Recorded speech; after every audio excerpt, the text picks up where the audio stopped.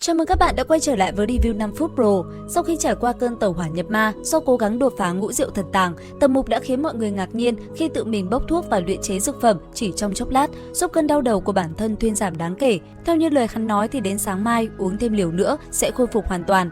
Thấy vậy, Phó Khánh Duẫn và các cô gái tại Thính Vũ Các không khỏi thất kinh. Ngay khi Tầm Mục nói rằng mình có hiểu biết về y đạo nói chung thì lập tức các cô gái đã tranh nhau nhờ hắn chữa trị các bệnh phụ khoa của họ. Tầm Mục không ngần ngại giúp đỡ mà còn rất nhiệt tình. Hắn coi đó là cơ hội để kiểm nghiệm và mở rộng kiến thức y lý của mình. Tầm Mục đã học được vô số dược lý từ dược sư Gia nhưng chưa có dịp thực hành. Việc Tầm Mục trở thành thánh thủ phụ khoa ở Hẻm Hoa đã lan truyền ra ngoài và đến tai một ông lão mặc thường phục. Có vẻ như đây là một nhân vật quyền lực. Vậy là ông lão này đã phái Tiêu Thái Y, một thái y có tiếng nhưng kiêu ngạo đến kiểm tra thực hư. Tiêu Thái Y ban đầu khinh thường Tầm Mục vì vẻ ngoài non trẻ và việc hắn tự nhận mình bị tẩu hỏa nhập ma. Tuy nhiên, Tầm Mục đã khiến Tiêu Thái Y choáng váng khi không cần bắt mạch mà vẫn chẩn đoán chính xác bệnh của ông ta. Hắn phán rằng Tiêu Thái Y đã tích lũy hàng trăm loại độc tính do tự luyện thuốc và dùng linh đan rượu dược bừa bãi, dẫn đến tình trạng nguy kịch. Chưa dừng lại ở đó, Tầm Mục thậm chí còn dự đoán chính xác ngày tàn của Tiêu Thái Y trong vòng một nốt nhạc nếu ông ta nổi giận. Nghe vậy, Tiêu Thái Y tức giận đến mức bệnh tình phát tác, thân thể lập tức nổ tung và hóa thành một bãi bùn nhão. Đúng như lời Tầm Mục nói, vụ việc này đã khiến ông lão mặc thường phục phải kinh hãi và rời đi. Một ngày rất nhanh trôi qua, uống nốt thang thuốc do mình tự điều chế thì Tầm Mục cũng hồi phục hoàn toàn, không nghỉ ngơi, hắn tiếp tục công việc chữa bệnh cho người khác. Phó Khánh Duẫn âm thầm phát sầu, nơi này của nàng là Thanh Lâu, không nghĩ tới hiện nay trở thành y quán. Đến buổi chiều, thấy Tầm Mục vẫn miệt mài, nàng vội vàng lên tiếng: "Công tử, ngày mai là kỳ thi mở viện, không thể tiếp tục trị liệu, vẫn nên lưu lại chút tinh thần đối phó kỳ thi ngày mai mới đúng." Tầm Mục gật đầu đáp: "Cũng được, chờ thi xong, ta sẽ quay lại giúp những người này trị liệu." Nghe vậy, Phó Khánh Duẫn dở khóc dở cười, nàng thấp giọng nói: "Công tử, chức trách của ngươi không phải là làm một tên thầy thuốc, đường đường là thiếu giáo chủ Thiên Ma giáo, sao có thể như một tên lang trung lang thang chạy đến Hẻm Hoa xem bệnh cho gái lầu xanh?" Nghe vậy, nhưng Tầm Mục vẫn tiếp tục công việc, hắn muốn kiểm nghiệm những kiến thức dược sư đã dạy cho mình. Cuối cùng, cũng đến ngày Thái học viện kiểm tra, trời vừa sáng, Tầm Mục liền rời khỏi Hẻm Hoa đến Thái học viện tham gia kỳ thi tuyển sinh. Học phủ tối cao của đế quốc được xây dựng trên đỉnh Ngọc Sơn với cảnh quan kỳ diệu và long khí tụ tập hết sức hùng vĩ. Tại đây, Tầm Mục và Vệ Dung cùng xếp hàng đăng ký dự thi. Khi được hỏi đến từ học viện nào, Tầm Mục cho biết hắn tự học ở nhà và mới đạt cảnh giới ngũ diệu thần tàng.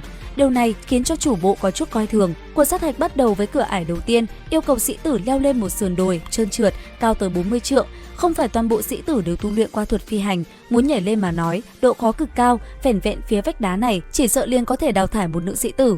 Về phía Vệ Dung, tên mập này rất thông minh khi dùng nguyên khí buộc vào kiếm, sau đó ném kiếm lên đỉnh dốc, rồi dùng các tia nguyên khí bám vào kiếm để tự kéo mình lên.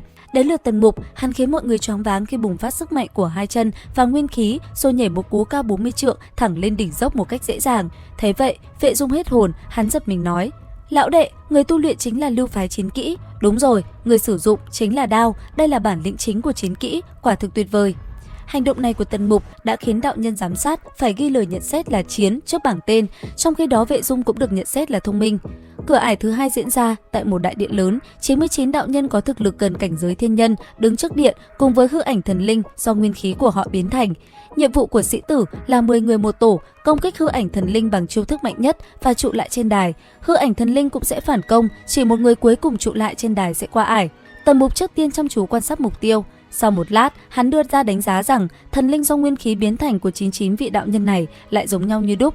Hắn thầm nghĩ, một tay bà có thể xử đẹp 10 người. Lại nói, khi thấy những tổ khác tham gia khảo thí, Tầm Mục liền nhận ra quốc sư mở rộng tiểu học đại học cũng có cái hại của nó, đó là truyền thụ võ học thần thông quá mức đại trà. Hắn bắt đầu cảm thấy môn phái cũng có chỗ tốt của môn phái, dù sao thì sở học sở trường của các môn phái không giống nhau, bản lĩnh cũng muôn hình vạn trạng. Đương nhiên, tác dụng của tiểu học đại học vẫn là cực kỳ mạnh mẽ, có thể để cho càng nhiều sĩ tử không đến nỗi bị mai một tài năng. Dù sao trước đó, các môn phái cũng chỉ thu số ít đệ tử, mà từ khi tiểu học đại học xuất hiện khắp nơi thì nhân tài xuất hiện lớp lớp. Thoáng chốc đã đến lượt Tầm Mục, khi hiệu lệnh bắt đầu vang lên, hắn không tấn công hư ảnh thần linh mà lao thẳng vào các sĩ tử cùng tổ, rồi đánh văng 9 người còn lại ra khỏi bình đài chỉ trong chớp mắt. Hành động này của Tầm Mục khiến các đạo nhân không nói nên lời và nhận xét rằng thiếu niên này tâm thuật bất chính, có chút tà tính. Hậu quả là cách làm của con báo Tầm Mục không chỉ báo ban giám khảo mà còn khiến những sĩ tử thi sau bắt chước theo. Khi kiểm tra, ở cửa ải này kết thúc, chỉ còn dư lại trăm người, những sĩ tử có thể thông qua đều là cảnh giới ngũ diệu thần tàng, hiện tại đã không còn sĩ tử linh thai cảnh có thể qua ải. Tần Mục nhìn lại, chỉ thấy Vệ Dung cũng thuận lợi thành công, quả thực tu vi của tên thiếu niên tai to mặt lớn này rất cao thâm, không hổ là sĩ tử xuất thân từ Vệ gia Giang Lăng. Tiếp sau đây, khảo hạch sẽ còn khó hơn trước rất nhiều, liệu rằng Tần Mục có dễ dàng vượt qua hay không? Ấn đăng ký kênh YouTube Review 5 phút Pro để cập nhật nội dung một cách sớm nhất các bạn nhé. Bây giờ thì xin chào và hẹn gặp lại.